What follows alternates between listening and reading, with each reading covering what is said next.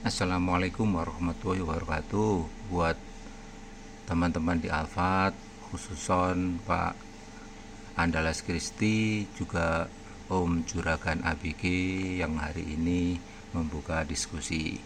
Saya sampaikan tadi kelemahan ya bahasa ya. Mengapa penggunaan free will bisa berbeda-beda. Zakir naik begini, mungkin Pak Andalas begini. Karena apa? Karena bahasa itu memiliki kelemahan.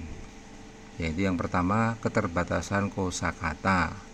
Bahasa tidak dapat mewakili ide, pikiran, atau konsep, emosi, rasa secara 100%. Contohnya, jelaskan dengan kalimat apa itu elektron. Ya, mungkin panjang lebar kan, tiap orang bisa beda. Jelaskan dengan kalimat bagaimana rasanya buah jeruk. Mungkin ada yang bilang kecut. Masih terbayang ya kecutnya sebuah jeruk ya, karena mungkin sudah populer. Coba sekarang jelaskan rasanya buah delima. Nah, gimana membahasakan rasa buah delima kalau orang itu tidak pernah mencicipi buah delima? Jelaskan rasanya melahirkan anak. Nah, Om ABG gimana rasanya melahirkan anak? Bisa menjelaskan? Jelaskan dahsyatnya hari kiamat. Nah, itu keterbatasan kosakata ya, keterbatasan bahasa dari sisi kosakata. Kemudian evolusi bahasa.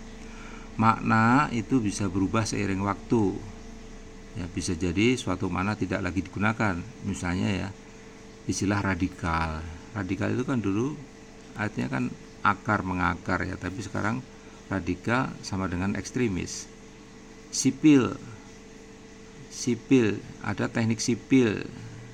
Pak Marzuki itu jurusan sipil, saya juga sipil engineering. Nah, sipil kok gimana kok bisa jadi teknik bangunan struktur? Rupanya zaman dulu orang yang berperang memegang senjata, satunya orang-orang yang membangun jembatan. Makanya orang-orang yang membangun jembatan disebut orang sipil. Jadi jurusan teknik sipil, enggak nyambung kan? Susah ya ditelusuri ya. Kemudian ada kata peraduan. Pernah dengar peraduan? Kalau kita biasanya kan perlombaan, pertandingan. Kalau di Malaysia peraduan nyanyi, ada itu peraduan nyanyi. Kita bingung kan peraduan, oh adu, ternyata dari kata adu. Oh peraduan nyanyi, perlombaan nyanyi. Nah, itulah bahasa ya. Mungkin tiap daerah juga beda, mengalami evolusi gitu ya. Selanjutnya, kelemahan bahasa adalah ada nuansa dan intonasi. Bahasa, tubuh, intonasi, ekspresi wajah seringkali diperlukan untuk memberikan konteks tambahan. Tulisan seringkali kehilangan aspek ini sehingga miskomunikasi. Misalnya orang bilang tidak setuju, tapi saat mengucapkan dibarengi kerdipan mata. Jadi setuju atau tidak itu maksudnya. Audio bacaan Al-Quran masih diijazahkan secara turun-temurun. Nabi suka irama jiharkah ya, tetapi tidak selalu pakai irama jiharkah.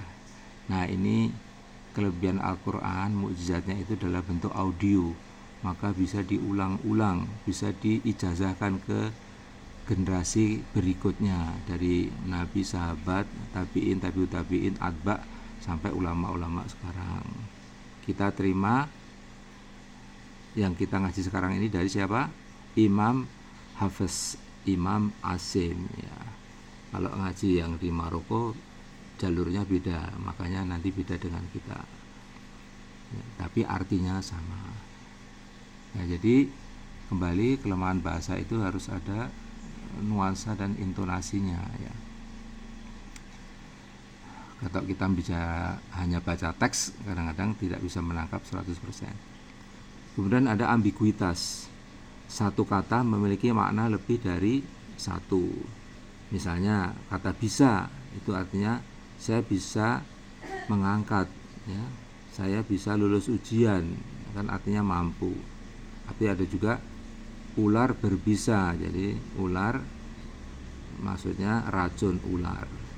Dari situ dengan kelemahan bahasa muncullah ilmu tafsir. Nah, ini yang perlu kita pelajari. Jadi Kalau kita mau memahami Al-Quran, tidak harus semuanya jadi ustadz, tidak semuanya harus jadi mujtahid, kiai ya. Tapi sedikitnya kita belajar tentang bahasa ini agar ya naik kelas lah kita dari muqallid, orang yang hanya taklid, kemudian menjadi muttabi atau makmum, faham, naik lagi menjadi ulama, insya Allah naik lagi menjadi mujtahid. Demikian, assalamualaikum warahmatullahi wabarakatuh.